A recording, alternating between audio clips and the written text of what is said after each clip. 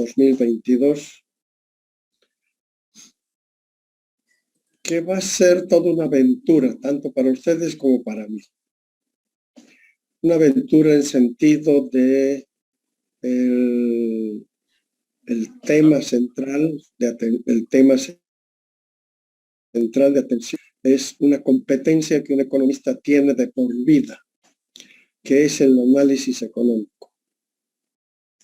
Y esa es la que vamos a intentar desarrollar, pero de una manera que probablemente ustedes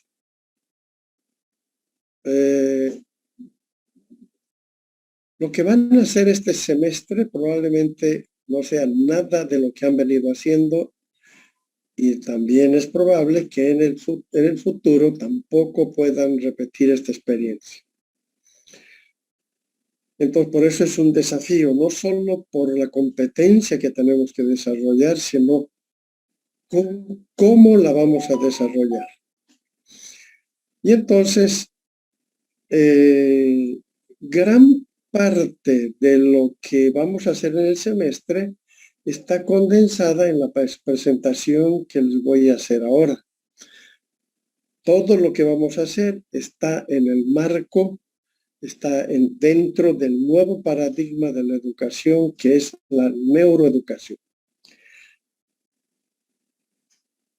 En realidad somos pioneros en este campo.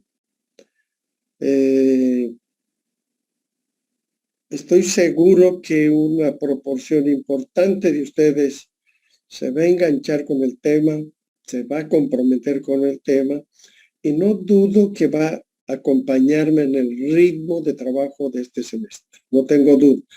No puedo asegurar de todo, pero lamentablemente esos jóvenes no tienen otra opción, como por ejemplo pasa en comercial. En comercial hay 5 grupos de nacional, y si no se sienten cómodos con mi método, que no es nada de lo que han hecho hasta ahora, y probablemente no sea nada de lo que hagan en el futuro, en un periodo, en un mediano plazo, porque esto está cobrando fuerza, esto de la neuroeducación.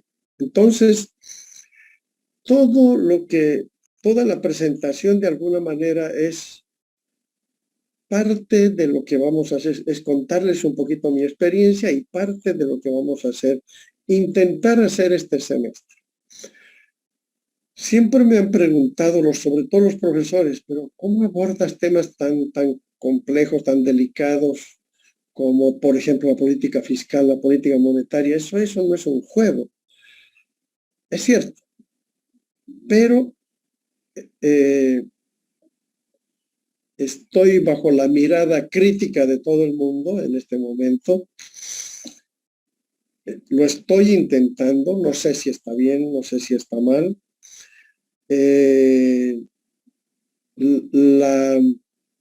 La reacción hasta ahora la encuentro yo la encuentro medianamente aceptable. He tenido que hacer varias presentaciones de esta experiencia. La anterior semana he estado en un simposio internacional donde he tenido la oportunidad de presentar la misma presentación que voy a hacer con ustedes en un ámbito internacional, y en general ha tenido una acogida, con cargo a inventar, ¿cierto? He tenido éxito con los estudiantes, he tenido una mirada media crítica con mis colegas docentes, aunque todos trabajan en la educación desde distintos puntos de vista. He encontrado si ustedes quieren, de aceptación, de muy buena aceptación. He visto caras escépticas, y he visto también gente que ha dicho que no está mal, pero que había que seguir escarbando. El problema es que nadie ha hecho ahora nada. O sea, no hay un manual, no hay que diga ya, usted siga 1, 2, 3, ABC. Pues vamos a empezar con la presentación, y ahí ustedes por favor, les ruego, cada clase se toman apuntes y se presentan como tarea la próxima clase, con la tarea que existe, ¿sí? Todas las clases se toman apuntes, atención. Repito, todas las clases se toman apuntes y un resumen de la clase se pasa como tarea en la próxima clase, siempre. Además que yo grabo justo voy a iniciar la grabación. Recording in progress. Y se corta, volvemos, porque está todavía funcionando bien el Zoom de la facultad, con el que no se detiene tiempo. Este me va a durar 40 minutos. Si se corta, volvemos a entrar con el mismo link.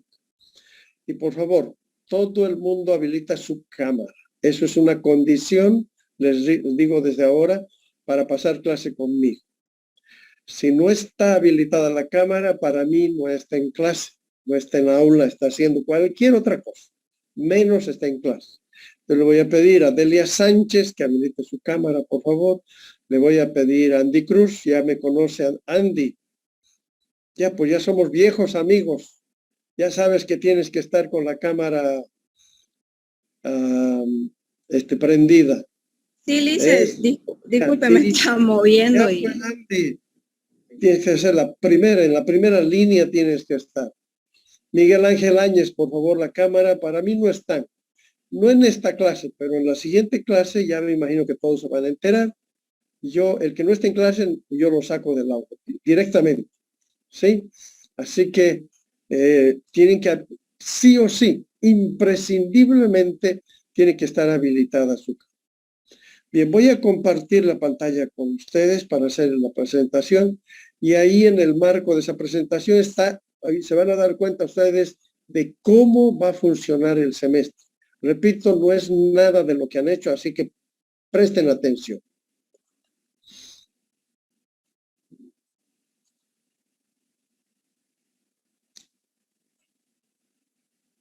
Muy bien, quiero que me digan si se ve la transferencia y si me escucha. Sí se ve, Lice, también se escucha. Muy bien, vamos a empezar. Entonces, esta presentación se llama, a ver, esto un minutito. Ya. Esta presentación se llama Neuroeducación en Acción. Y fíjense que los autores son ustedes. Bueno, no ustedes en físico, sino los estudiantes, los compañeros. ¿Cómo he pasado de la teoría a la práctica? Y es una experiencia relativamente inédita. Yo lo único que he hecho es facilitar, pero justo empecé yo con este tema preocupado de cómo lograr un mejor aprendizaje en el menor tiempo posible y con la mayor eficacia posible. ¿Cómo se puede aprender? Y eso me ha llevado a este tema de la neuroeducación. He estado como 3 años, he hecho un diplomado, he asistido a charlas, congresos, seminarios, cursos, YouTube, 3 años. Y después de 3 años ya en el aula, cada vez que entraba al aula decía, ¿y cómo traduzco lo que he aprendido ya en el aula? Y empecé a buscar referencias, la gente se ha dedicado a esto, es experta, son educadores, pero la gran parte de los actuales neuroeducadores están más en la difusión, en la teoría, en el funcionamiento del cerebro, la neuroeducación. Y hay experiencias interesantes en los parvularios, trabajan muy bien con estimulación temprana en los kinderes.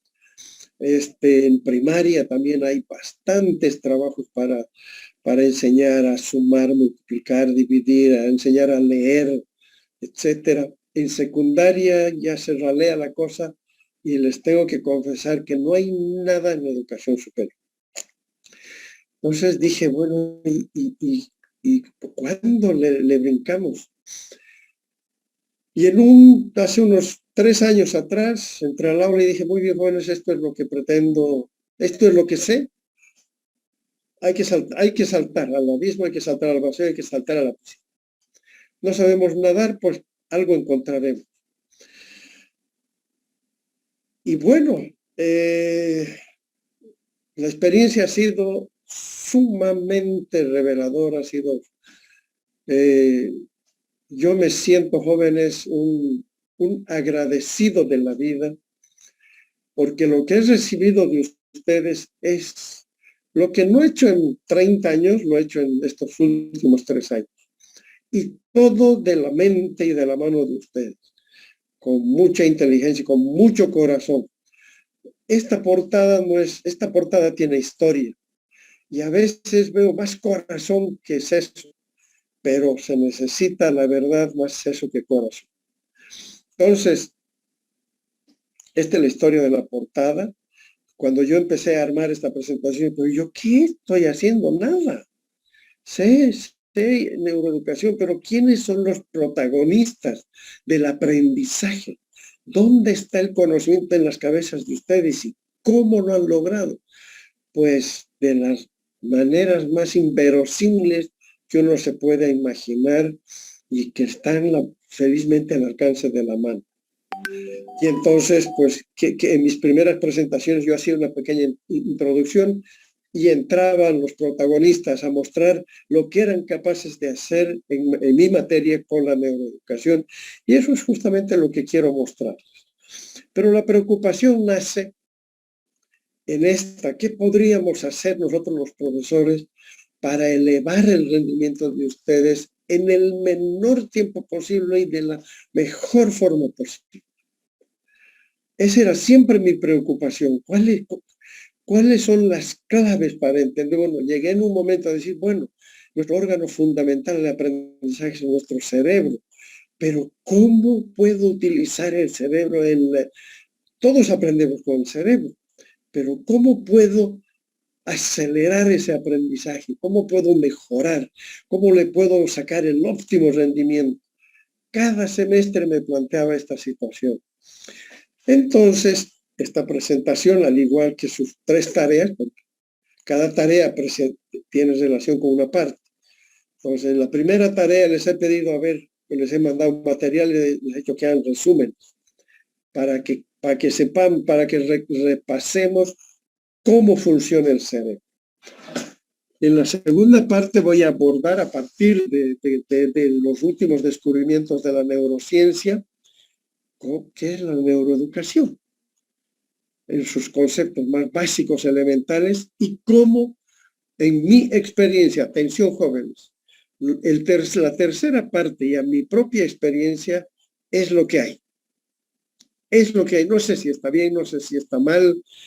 Creo que es contributivo, por lo menos como referencia. No digo que todo el mundo tiene que hacer eso, pero cada profesor tiene que encontrar su cauce, cada profesor tiene que encontrar su camino. Arrieros somos, en el camino nos encontraremos. Este no es un manual de esto se hace y hay que hacer esto, no. Cada profesor debe estimular en la creatividad de sus estudiantes y lanzarse al éxito. Lanzarse al éxito y confiar, tener fe en que ustedes son capaces de mucho más de lo que hoy voy a presentar. Y no tengo la menor duda que este semestre ustedes van a reventar la cosa, porque ya vengo yo con bastante experiencia, vengo ya sé qué cosas hay que hacer y qué cosas no hay que hacer. Entonces, vamos por la primera parte. Repito, 3 partes tiene esta presentación. Primero vamos a repasar qué es el cerebro, cómo funciona el cerebro. De ahí vamos a derivar qué es la neuroeducación y cómo se podría.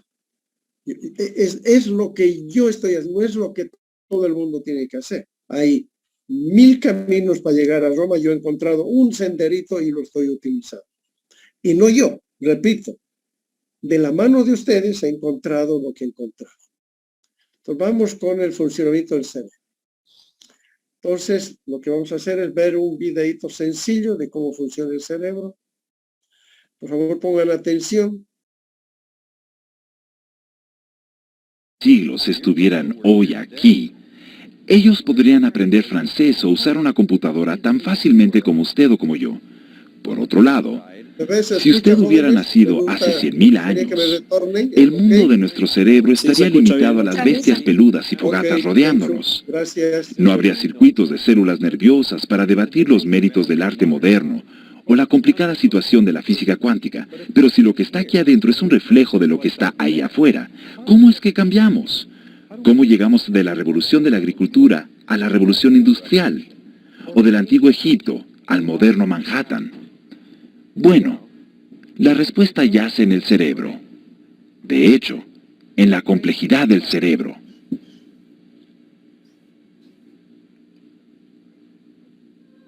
La mayor parte de esta complejidad yace en la corteza, la corrugada capa que cubre la superficie del cerebro. Pese a tener un grosor de menos de 6 milímetros, la corteza es la gloria suprema del cerebro. Entre sus funciones, la corteza es nuestro verificador de la realidad, nos filtra y ordena el mundo exterior, y nos permite ver, tocar, oír y hablar. La corteza es también la gorra para pensar del humano. Todos nuestros planes, pensamientos e ideas se originan en esta capa.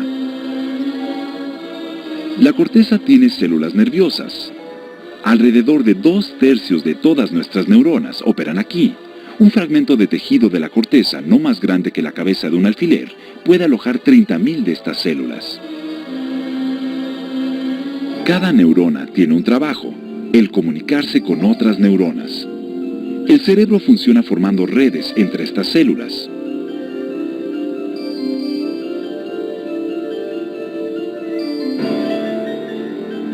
Las largas y espinosas ramificaciones de las redes crean un bosque neuronal de una complejidad asombrosa.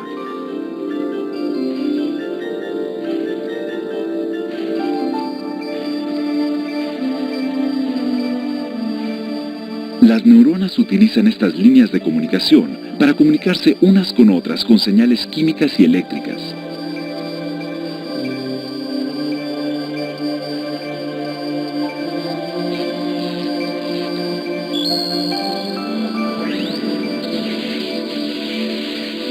Aquí, bajo el microscopio, tenemos a dos neuronas uniéndose. Aunque pueda parecer que se fusionan, realmente las neuronas no se tocan una con otra. Viéndolo más de cerca, se revela que un pequeño espacio, llamado la sinapsis, separa sus ramificaciones. Aquí es donde un mensaje pasa de una neurona a la siguiente. El mensaje viene de aquí, pequeños sacos que almacenan moléculas químicas. Cuando son estimulados, estos sacos liberan sus moléculas, las cuales cruzan la membrana celular y pasan al espacio sináptico. Un impulso eléctrico permite que esto suceda. Mientras tanto, la neurona receptora tiene sitios especiales de bienvenida para las moléculas que entran. Estos sitios receptores se unen a las moléculas. Cuando lo hacen, se abren puertas especiales. Las puertas permiten el paso de un flujo de partículas cargadas, iones de sodio y potasio, las cuales inician una nueva señal eléctrica en la neurona receptora. Esta simple cadena de eventos, un impulso eléctrico seguido de cambios químicos, seguidos de otros impulsos eléctricos, es la base de toda la actividad cerebral. Así es como las neuronas se hablan unas con otras. Aquí entonces está la clave de la complejidad cerebral. Hay 100.000 millones de neuronas en el cerebro. Cada neurona, como un pequeño actor en una gran producción, procesa su información. Luego se engancha hasta con otras 50.000 neuronas para mandar y recibir mensajes. 100.000 millones de neuronas por 50.000 conexiones. Es esta complejidad lo que nos permite pensar imaginativamente. Por sí solas, las neuronas no son muy brillantes, pero ponga a 100.000 millones de ellas juntas en un pequeño espacio y deje que empiecen a hablar unas con otras y usted empieza a tener inspiraciones súbitas. El cerebro arranca solo, de maneras espontáneas e impredecibles, sin esperar instrucciones o información del mundo exterior. Los billones de redes neuronales, como una orquesta que improvisa, crean ideas nuevas y conectan pensamientos distintos de una manera caprichosa y a veces inspirada. Es esta habilidad no premeditada para producir nuevas cosas en nuestros cerebros lo que nos permite progresar. Eso simplemente nos lleva de aquí a acá. No nacimos con siglos estuvieran hoy.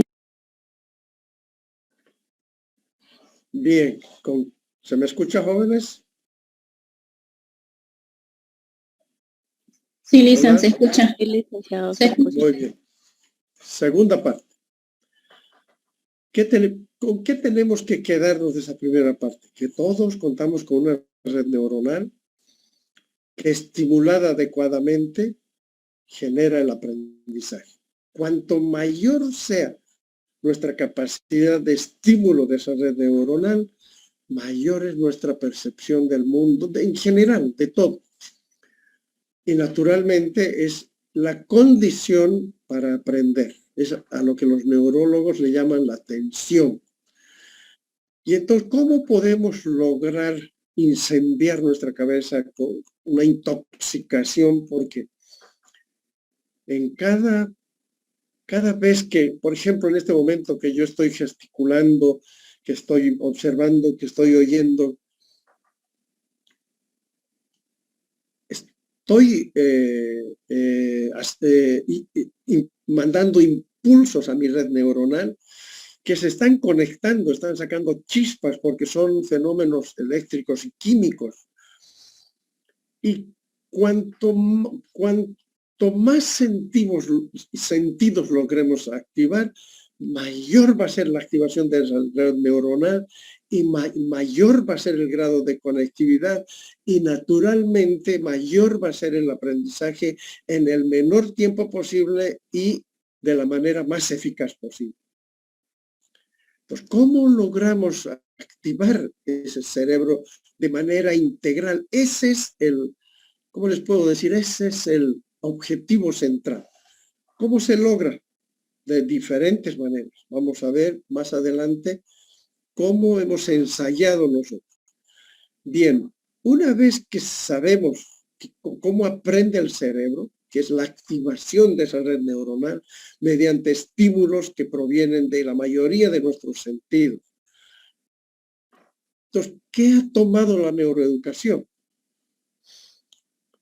La neuroeducación, como dice el texto, es una disciplina, unos dicen nueva, relativamente nueva, y unos dicen que ya existe. Lo cierto es que hay cosas verdaderamente nuevas y espectaculares que no se conocían hace 20 años y que hoy sí se conocen, científicamente comprobadas, y que han logrado que la neuroeducación, como dice, promueva la integración entre las ciencias de la educación y la neurología. Es decir, la neurociencia, donde educadores y neurocientíficos desarrollan disciplinas como la psicología, la neurociencia, la educación y la ciencia cognitiva. La neuroeducación es producir una mejora en los métodos de enseñanza y en los diferentes programas educativos en base a los avances de la neurociencia. Entonces, la neuroeducación es un espacio que compromete la neurociencia, que es la encargada de estudiar la estructura y la función del cerebro, obviamente de la pedagogía, que está encargada del aprendizaje, y naturalmente de la psicología, porque la psicología estudia las conductas y los procesos mentales de los seres humanos.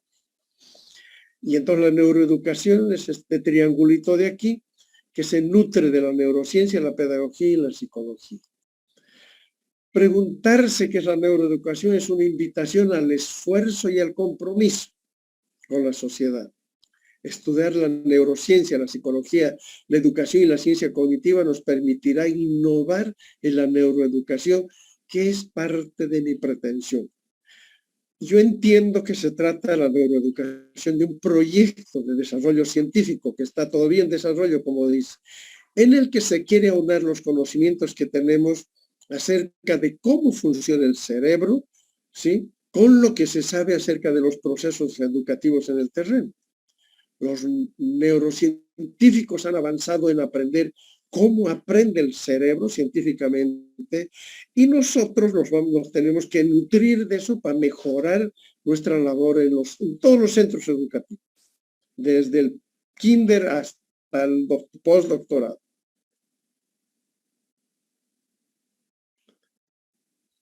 La neuroeducación, por lo tanto, es una nueva visión de la enseñanza. Muchos hablan de un nuevo paradigma que se basa en aportar estrategias y tecnologías educativas centradas en el funcionamiento del cerebro. Dicho de otra manera, hay que aprovechar los descubrimientos sobre cómo el cerebro adquiere nuevos conocimientos para educar mejor. Si yo sé cómo aprende el cerebro de ustedes, pues obviamente voy a mejorar. Bueno, entre todos vamos a poner el hombro para educarnos mejor. Repito, en el menor tiempo posible, de la mejor manera posible y la mayor cantidad de conocimiento posible. ¿Qué factores intervienen en la neuroeducación? En los últimos 25 años se han ido descubriendo muchos hallazgos importantísimos en la neurociencia. ¿Por qué no antes? Porque se estudiaba el cerebro muerto en realidad. O sea, cerebros, se hacían disecciones de personas que ya habían fallecido, se sacaba el cerebro y se intentaba saber, por lo menos se ha conocido bien su estructura o así su funcionamiento. ¿Qué ha logrado esta eclosión, esta explosión del conocimiento en la neurociencia? La nueva tecnología. Porque hoy poniéndonos electrodos en la cabeza, los científicos pueden hacer diferentes tipos de estímulos y saber qué partes del cerebro reaccionan y cómo es que nosotros en realidad aprendemos. ¿A dónde va el conocimiento? ¿Qué es eso? ¿Cuál es la diferencia? Ahora ya sabemos más claramente qué diferencia hay entre la mente y el cerebro. Entonces, pero esto no ha sido sino a partir de los últimos descubrimientos de la ciencia, sobre todo lo referido a la tomografía, pero en vivo. Pues personas voluntarias se han sometido a exámenes exhaustivos durante días, bajo diferentes estímulos, y los científicos han empezado a encontrar cosas extraordinarias en relación al funcionamiento del cerebro. ¿Cuáles son las más importantes? La principal. Los neurocientíficos nos hablan ahora de que hay una plasticidad cerebral y una neurogénesis. ¿Qué es la plasticidad cerebral? La plasticidad cerebral ha sido uno de los descubrimientos más relevantes en el campo de la neurociencia. El cerebro, dicen los neurocientíficos, es plástico, es decir, tiene una gran capacidad de adopción durante toda la vida y en cada minuto en realidad. Entonces han escogido voluntarios, les han hecho análisis al inicio de una actividad y después han hecho el mismo trabajo de investigación al final de la actividad. Y el cerebro ya no era el mismo, era otro, distinto. Bueno, no el cerebro, sino la red neuronal. En otras palabras, hace casi 30 minutos que hemos iniciado la clase, con todo lo que yo he dicho, con todo lo que ustedes han escuchado, han visto, la red neuronal con la que empezó la clase jóvenes, hoy, a la media hora de empezar la clase, ya no es la misma. Entonces, nuestra red neuronal está sometida a múltiples estímulos durante cada segundo, durante cada minuto, durante cada día, durante cada semana, durante cada mes, durante cada año y durante siglos. No para de modificarse el cerebro porque estás permanentemente siendo estimulado por nosotros o por el medio. Por la naturaleza, por el ambiente, la circunstancia en la que nosotros vivimos. Y naturalmente ahí se va a cortar en 10 minutos, jóvenes, y volvemos a entrar con el mismo link. Tenemos 10 minutos más, se va a cortar. La facultad no nos ha podido habilitar correctamente hasta ahora el Zoom. Pero bueno, tampoco es drama. Se termina en 10 minutos y volvemos a entrar con el mismo link. Entonces, el otro tema interesante es la neurogénesis. porque dice que nuestro cerebro además es capaz de crear constantemente nuevas neuronas, eso sí que es nuevo, y nuevas conexiones, que es lo más importante. El aprendizaje está relacionada con la neurogénesis, sobre todo con las nuevas conexiones que establece nuestro cerebro. Solo con el estímulo de nuevas conexiones, una red de conexiones, es lo que logra garantizar la permanencia del conocimiento en el cerebro. Entonces, tenemos que aprender a generar poderosos estímulos para que el cerebro se quede con el conocimiento. Obviamente, dice, si se le provee la estimulación adecuada. Y en eso es donde hay que trabajar. Después están las neuronas espejo, tremendamente importantes. Fíjense ustedes, bueno, aquí la figura es muy clara. ¿Cómo un niño aprende? Miren, niños ni siquiera cumplió el año, manejan el celular mejor que nosotros. Niños que no han pisado siquiera la vereda, la acera de una escuela, ya saben hablar. ¿Cómo han aprendido? Por imitación. O sea, las células, las neuronas espejo en realidad son las neuronas copionas. ¿Y por qué es importante esto en el aprendizaje? No se imaginan cómo funcionan las neuronas espejo en el trabajo del grupo. Y es donde se comparte el conocimiento y donde debería aprenderse lo mejor. También seguro que se aprende lo peor, porque las neuronas espejo no discriminan entre lo bueno y lo malo. Lo aprenden todo. Quienes debemos seleccionar qué es lo bueno con lo que tenemos que quedar y qué es lo malo que no nos sirve, somos nosotros y nuestra conciencia. Pero nuestras neuronas están ahí para copiarlo todo, bueno y malo. Y si es para aprender, que lo copien lo mejor. Entonces hay jóvenes destacados que a veces son motorcitos en sus... Y yo muchas veces, no pocas, muchas veces he escuchado que yo quisiera ser como, no solo como el compañero, como ese jugador, como ese artista, como ese personaje, como ese político, etc. Y entonces se emulan las neuronas espejo, contribuyen sobremanera a hacer eso. Y están las emociones. Un elemento central, es lo que más he aprendido en el esfuerzo de introducir la neuroeducación en el aula. En el corazón de este nuevo concepto está la emoción. Este ingrediente emocional es fundamental tanto para el que enseña como para el que aprende. No se imaginan lo gratificante que ha sido verlos a ustedes en acción. Y no tengo duda que ustedes también me van a sorprender. La neurociencia enseña que el binomio emoción-cognición es indisoluble. Si no hay emoción, no hay aprendizaje. Eso lo sé clarito. Entonces, ¿cómo aprende un joven que está hora y media virtual? Ya se aburre en la clase presencial. ¿Cómo se aburrirán ustedes en las clases que es de hora y media? Conmigo jóvenes van a tener 1 hora a la semana. Y hoy por ahí, por el tema va a ser, por ahí nos vamos a pasar un poquito de la hora. Humanamente imposible prestar atención para mí, las clases donde el profesor separa al magistral, donde el profesor alumbra con su mente a sus alumnos, para mí es ya, ni siquiera historia, es prehistoria. Jóvenes, eso no funciona. Funciona si es un resumen, funciona si es un feedback, un repaso y un resumen. Ahí funciona. Pero llegar al aula y meterle hora y media adelante para que aprendan, por ahí suelto un micrófono, por favor. Entonces, las emociones interactúan con los procesos cognitivos. Y es lo más relevante que yo he aprendido. Y naturalmente tenemos no solo emociones buenas.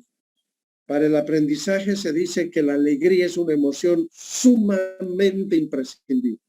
Pero nosotros nos emocionamos de distintas maneras. Hay cosas que nos provocan rabia, no alegría. Pero son emociones. Y también hay emociones amenazantes, tal vez. No es lo ideal, pero también se aprende. Vamos a la tercera parte.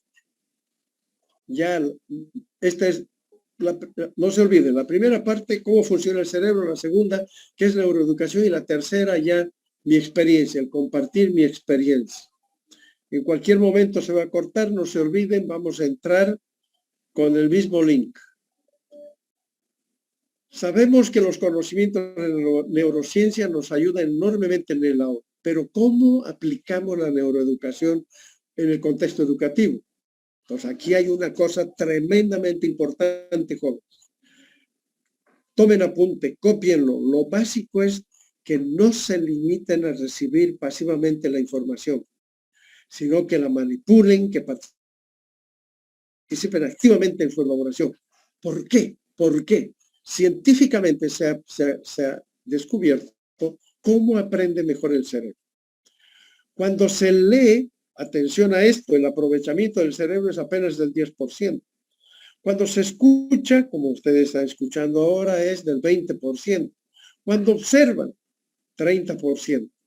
Observando y escuchando, el cerebro se activa, esa red neuronal se enciende y se chispotea hasta un 50%. Cuando ustedes exponen, un 70%. Atención a esto. Cuando ustedes reciben una instructiva de investigación, buscan la investigación, procesan la información, sistematizan la información y exponen, presentan el documento, defienden su 90% de aprendizaje, de aprovechamiento. ¿Por qué? Porque hemos logrado activar gran parte de nuestros sentidos, los cuales llegan a nuestra red, activar nuestra red neuronal y provocan un verdadero incendio. Con eso tenemos que quedarnos. Ustedes tienen que ser los arquitectos y constructores de su propio conocimiento. Esa es la clave del éxito. ¿Cómo logramos eso? Y eso es lo que vamos a hacer inmediatamente, porque se nos va a cortar en un minuto, y volvemos sobre este mismo tema, a insistir sobre cómo aprende el cerebro y dónde le vamos a poner énfasis. ¿Alguna pregunta hasta aquí? No se olviden, volvemos a entrar de nuevo, se va a cortar, volvemos a entrar con el mismo link.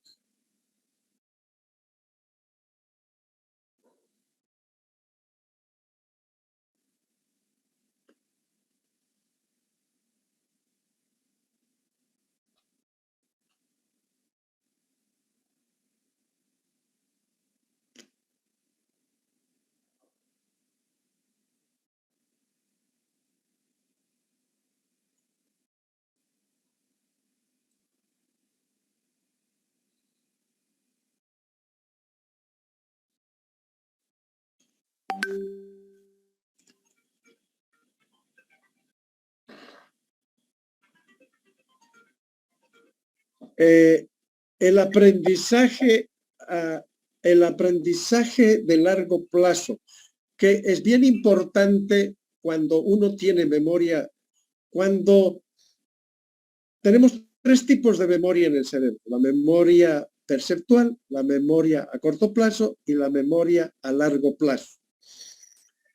Yo he tenido, jóvenes, les tengo que comentar, éxito hasta la memoria de corto plazo. Donde he tenido dificultades ha sido en la memoria de largo plazo anterior. Y les explico. La memoria de percepción es cuando si yo me golpeo la rodilla, el codo, mi cerebro automáticamente va a prestar atención a ese dolor. Una vez que me masajeo y medio que me pasa el dolor, listo. Segundos le presta atención y después nunca más se vuelve a acordar de él. La memoria de corto plazo es la que ustedes obtienen cuando estudian para los parciales. Se amanecen 2 o 3 días antes, llegan al examen, rinden bien, pasado una semana no se acuerdan nada. ¿Por qué? Porque no se ha hecho el esfuerzo de pasar el conocimiento de la memoria de corto plazo a la memoria de largo plazo. Y en la memoria de corto plazo básicamente es por repetición. Si alguno de ustedes me da un número, dice, por favor, llámeme este número, yo le voy a conseguir algo. Dame tu número, yo me lo aprendo, ese rato me lo aprendo. Y llamo, obtengo lo que quería. Si ha pasado una semana y no he vuelto a utilizar ese número, listo, se fue el conocimiento. Entonces, ¿cómo se logra pasar el conocimiento que está anidado en el corto plazo a la memoria de largo plazo? No es la repetición y la asociación. Y en esto le vamos a prestar mucha atención. Vamos a estudiar todas las técnicas de asociación que tengamos para que lo que nosotros aprendemos se grabe permanentemente en nuestro cerebro. Y no se borran. Pues pasar el conocimiento de la memoria de corto plazo a la memoria de largo plazo, ese es el reto que tenemos este semestre. Entonces, estoy trabajando en eso y quiero que ustedes sean mis socios en esa experiencia. Transversalmente, jóvenes, para mí, lo que vamos a hacer durante todo el semestre. Primero, ser. Primero para mí está el saber ser. Antes que todo, antes que el saber y el saber hacer. ¿Por qué? ¿Por qué el ser para mí es más importante? Y les puedo comprobar, si pudiera en este momento, muchos de ustedes, por suerte, ¿sí?, tienen sus 3 tareas presentadas. ¿Eso qué es? Para mí eso es ser. Eso es trabajar con principios, con valores que los han venido aprendiendo fundamentalmente en la casa. Hay muchos profesores que dicen, no, a mí no me metan con temas de principios. Eso para eso es el papá y la mamá. Entonces, yo creo que es algo que hay que hacer.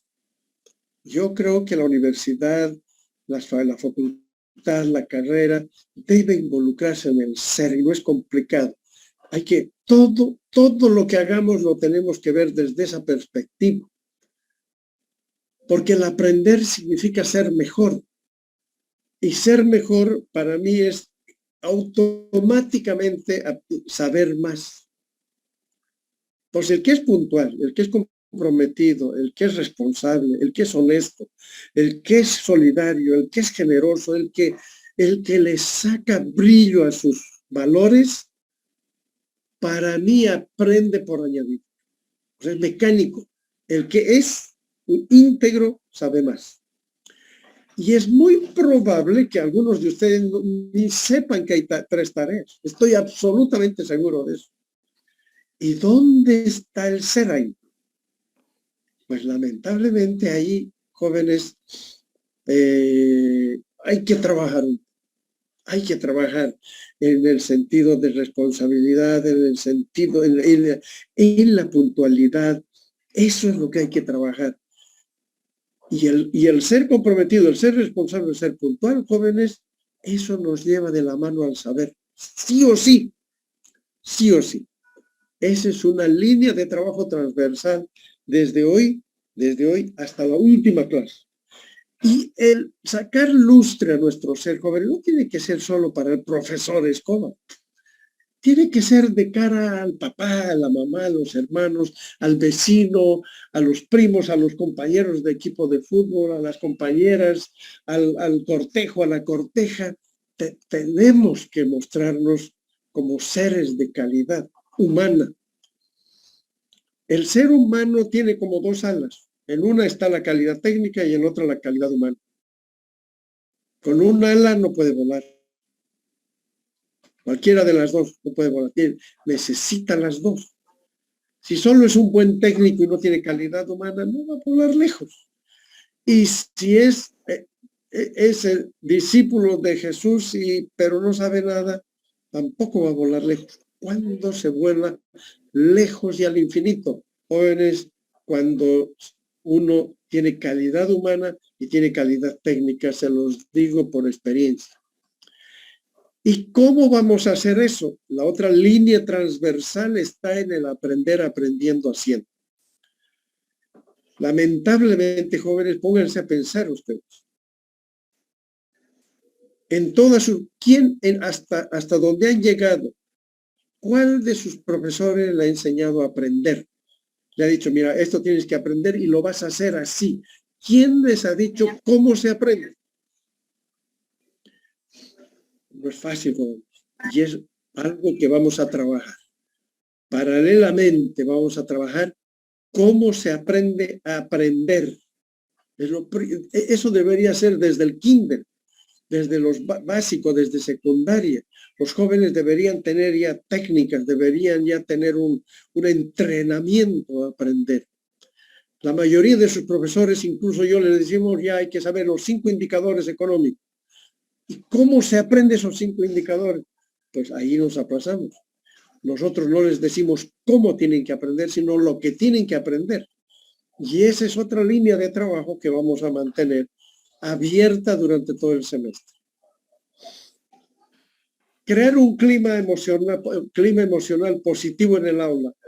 Miren, está dicho ahí, qué difícil es, joven. Es bien importante que un profesor en el marco, sobre todo en el marco de la neuroeducación, ¿cómo he empezado yo? ¿Cómo hacía mi trabajo? Me costaba despertarlos. Ese es el aula presencial clásico de la universidad. Los jóvenes de atrás miran la nuca del de adelante y los últimos roncan.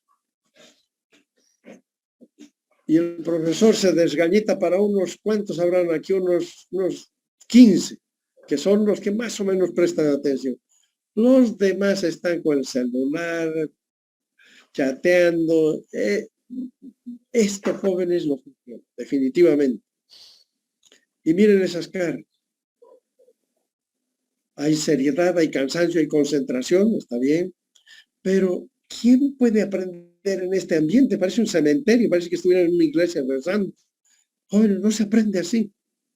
Entonces dije yo, organicé mis grupos de trabajo, al igual que voy a hacer con ustedes, y dije, a ver, jóvenes, cada clase, un grupo trae una dinámica adecuada al tema que estemos avanzando. La primera.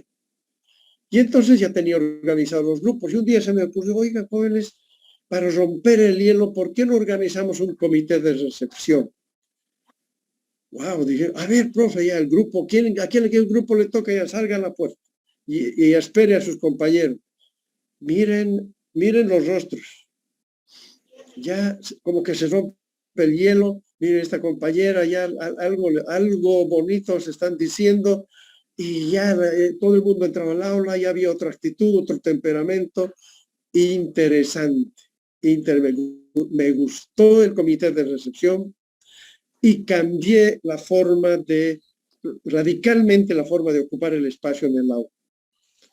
Y era más fácil que ustedes puedan estar frente a sus compañeros más directamente, mayor atención, todo el mundo los está viendo y se comparte y somos iguales al final. Es un círculo de todos, no hay uno más ni uno menos. Ese es en última instancia el mensaje. Y ahora fíjense, las diferentes formas de abordar un tema, pero no lo he creado yo, jóvenes, esto, no. Esto es iniciativa, creatividad, fantasía de ustedes. Por ejemplo, esto.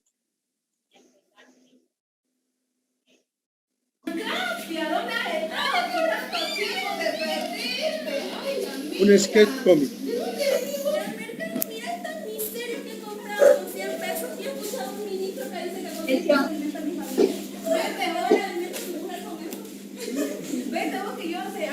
Me decía con 100 pesos me iba y yo me venía con mi bolsota que llegaba a mi casa cuando me alimentaba todo. Pero ahora anda con 100 pesos y venís con tu bolsinga que no alcanza para nada. Así es, pues imagínate yo cuando era peladina, agarraba yo compraba una bolsa de papel mientras toda la cuadra con 5 pesos y ahora no me un peso de qué, ¿verdad? Y pues dime para nada 2 pesos. Imagínate, pues vos que todo, había escuchado de la Gabriela que no andan hablando de política fiscal, política fiscal. ¿Qué es eso? Yo creo que es una palabrita que se inventa. No sabemos porque no parecemos de los tiempos antiguos, ¿no? ¿Cómo quisiera uno de esos sus alumnos que me explique de estar licenciado? A ver, había de Cuba. Ay, mirá de bonito.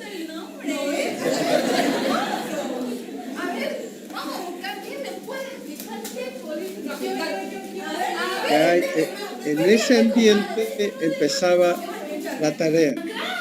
También este estilo. Otro estilo. Chicos, me alegra conocerlo. Entonces me gustaría preguntarle cuál es su problema, cuál es su aflicción, por favor. ¿Podrías explicarme, Arenita, cuál es tu problema?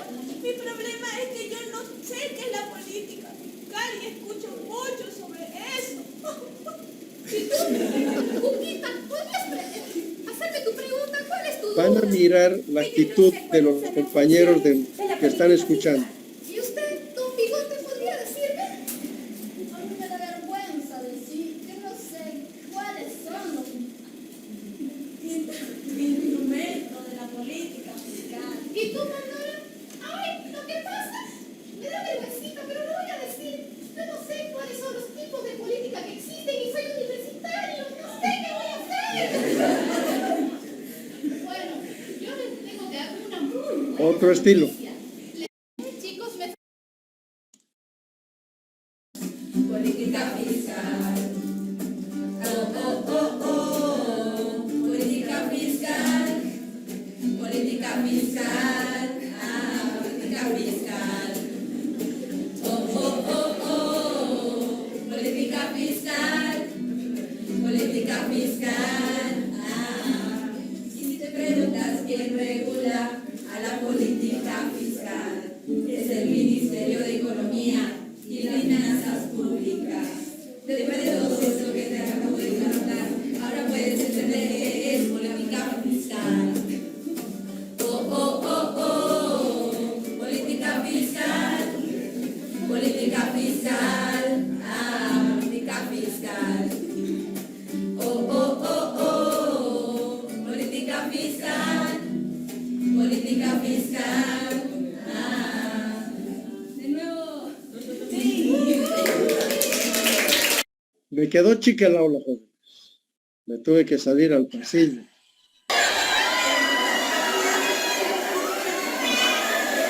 Siempre dinámica, siempre con una dinámica previa, inclusive para presentar los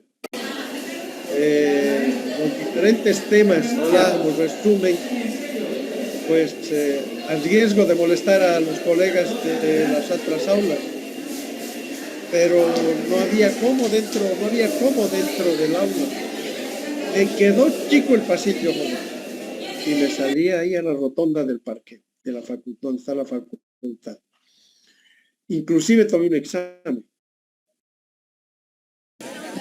Era cuando tomaba exámenes, ahora ya no tomo ningún examen, no hay primer parcial, no hay segundo parcial. Entonces era una competencia entre economía y comercial. El que ganaba respondía 5 preguntas del examen. El que perdía ya no. Siguen compitiendo, no de esta. La matanza que había en 5 pueblos. Y me traje jóvenes de actividad física, trajeron todos los elementos, fue una jornada impresionante. Y lo que más les gustó a ellos, fíjense, ahí están respondiendo algunas preguntas. Pero esto es lo de menos. El entusiasmo por el juego fue impresionante. Después he loteado el Curichi. Hoy en Nacional, aquí en el Curichi, con el grupo 4, aprenderás. ¿No se escucha, los Felipe? 5 indicadores económicos. Aquí les va el primero. Y empleo. A continuación, el sector externo. Exportaciones e importaciones. Si tu presupuesto quieres configurar, políticas fiscales debes aplicar. Púa, púa, ya. ¿Quieres conocer crédito de la billetera? Debes tener. Por último, otros indicadores nos debes olvidar. ¿Quién? 2, 3, 4, ¿quién? ¡Alto!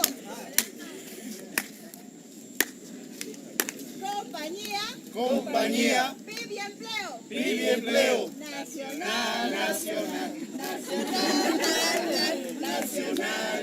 nacional, nacional, la, la. Compañía. Compañía. Viviempleo. Viviempleo. Sector externo. Sector externo. Nacional. Nacional,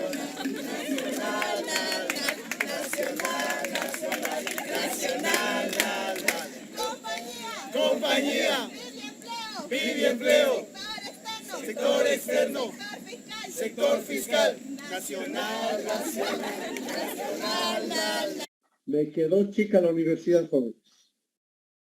Me fui, bueno, me iba. Con la pandemia y todo eso me he desordenado harto. Me iba con 80 jóvenes a la ciudad de La Paz a visitar el Banco Central. Aquí estamos en el Palacio de Gobierno. Visitábamos todas las instituciones que tienen que ver directa o indirectamente con la economía. También entramos al Parlamento, íbamos al Ministerio de Planificación, a Inversión Pública, íbamos al INE, todas las instituciones, como les digo, que tienen que ver. Y lo que me costaba enseñar aquí en 2 meses en el Banco Central, por ejemplo, referido, imagínense, 22 pisos del Banco Central viendo el Illimani con el presidente del Banco Central, no, pues eso es emoción pura. En 2 horas sabían de política, más de política monetaria que yo. Bueno, esa es la experiencia que quería compartir con ustedes.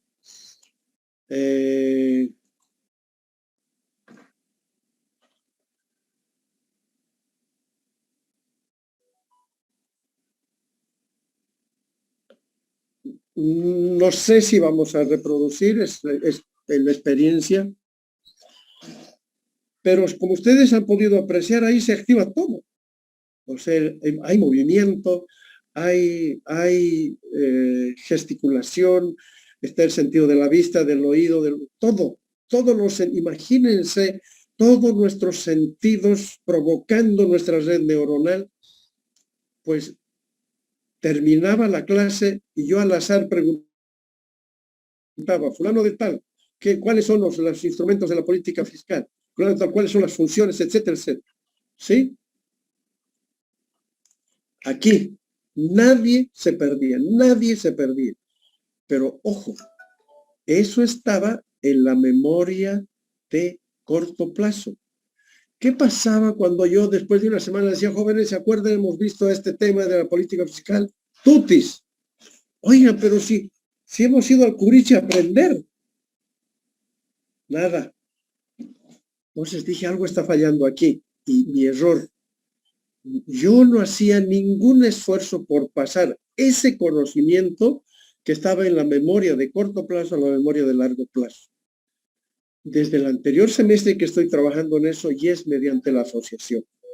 Y entonces nosotros, además de las dinámicas que vamos a crear, vamos a trabajar en ejercicios de asociación para pasar el conocimiento de la memoria de corto plazo a la memoria de largo plazo.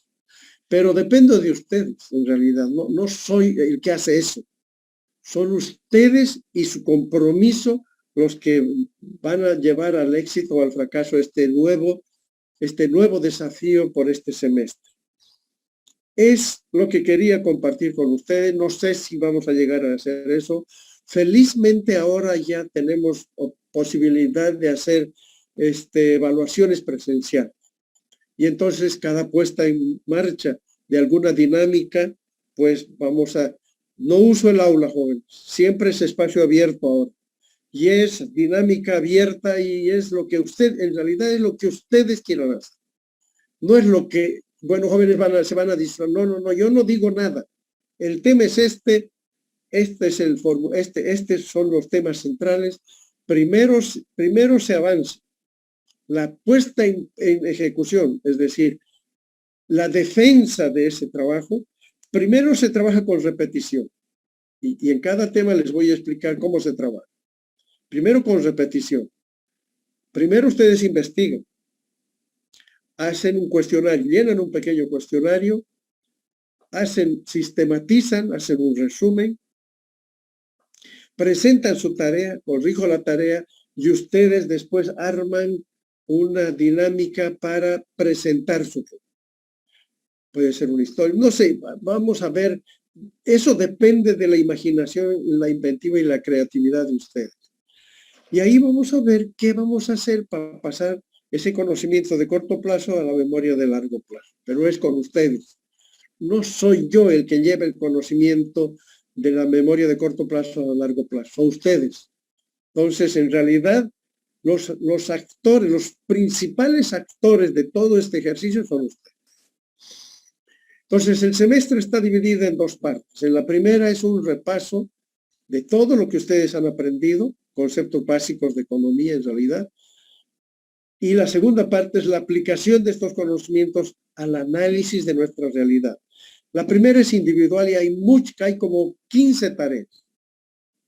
No tomo exámenes, ni un examen, ni un parcial.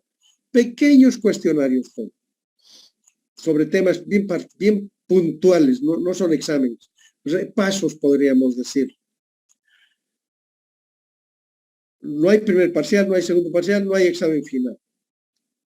De la primera parte del repaso que vamos a hacer hay como 15 a 20 tareas.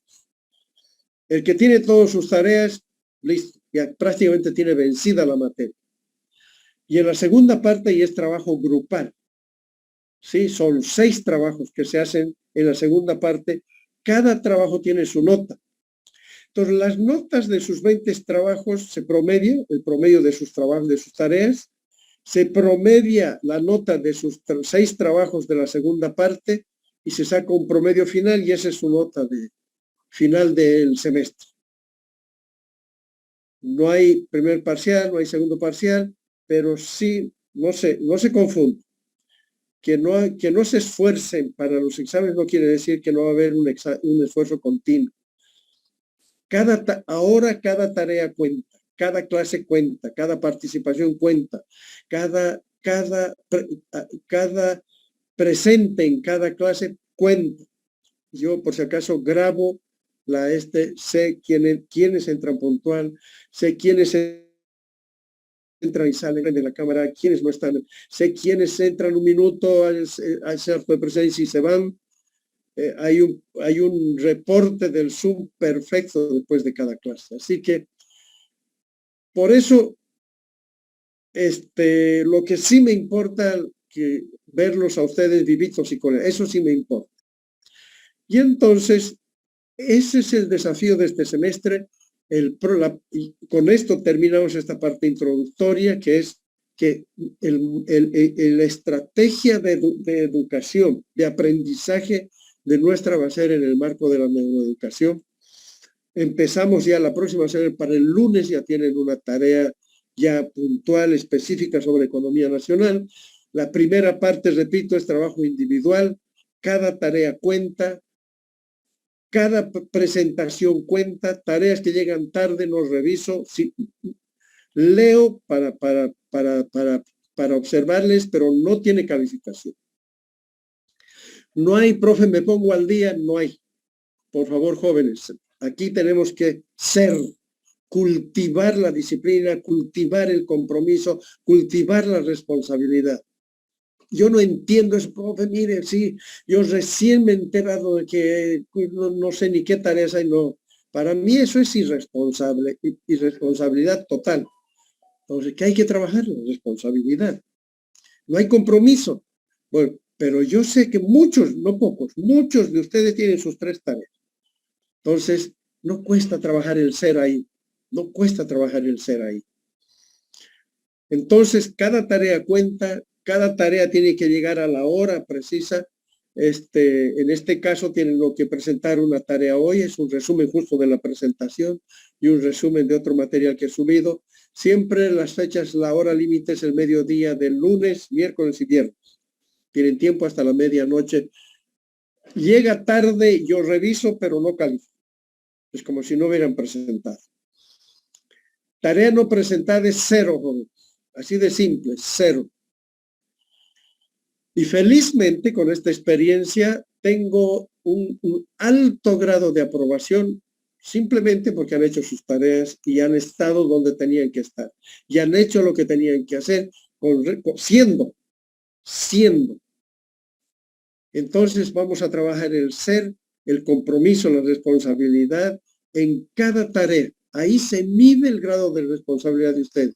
No, profe, mire que esto eran cuentos. Ustedes saben que obviamente que atiendo las razones de peso. No soy loco, pero son mínimas. O sea, en realidad ustedes tienen el tiempo suficiente para hacer sus tareas. Con todo lo que... Así se acaba el mundo. Hay tiempo para todo en esta vida. Preguntas, jóvenes. Preguntas, sugerencias, cuestionamientos, antes de que se nos vuelva a cortar.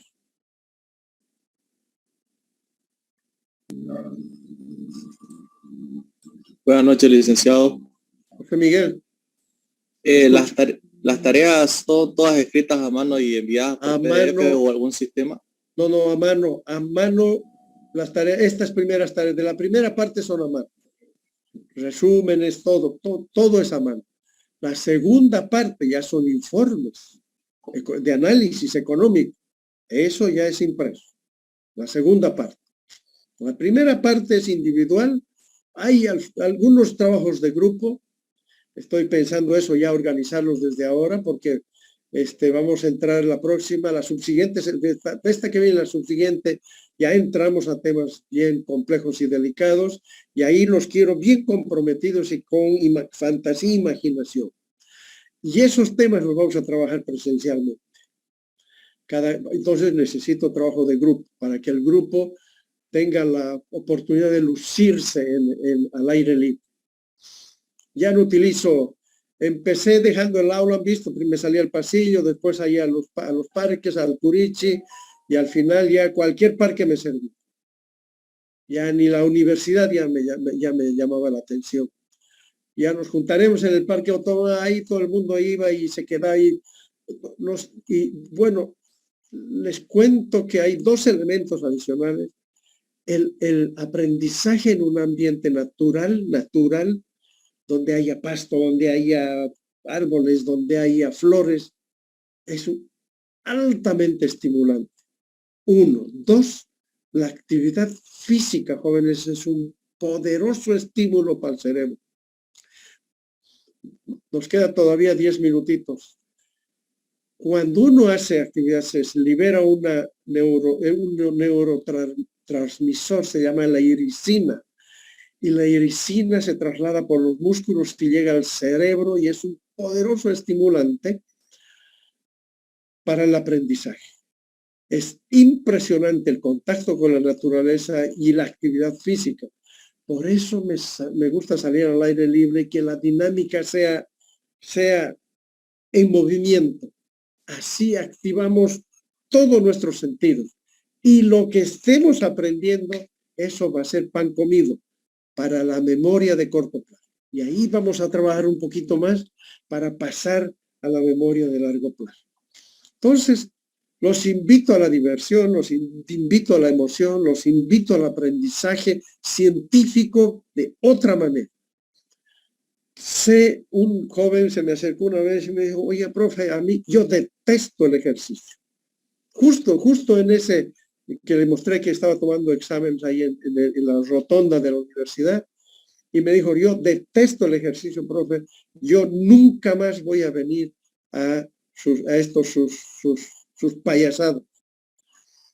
Le dije, está bien, te voy a tomar primer parcial, segundo parcial, a ti te voy a tomar examen.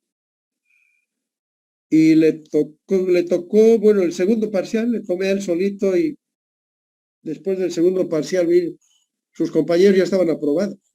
Faltaba solo la presentación final del trabajo. Me dijo, profe, no, yo quiero participar nomás en sus payasadas. Así que adentro.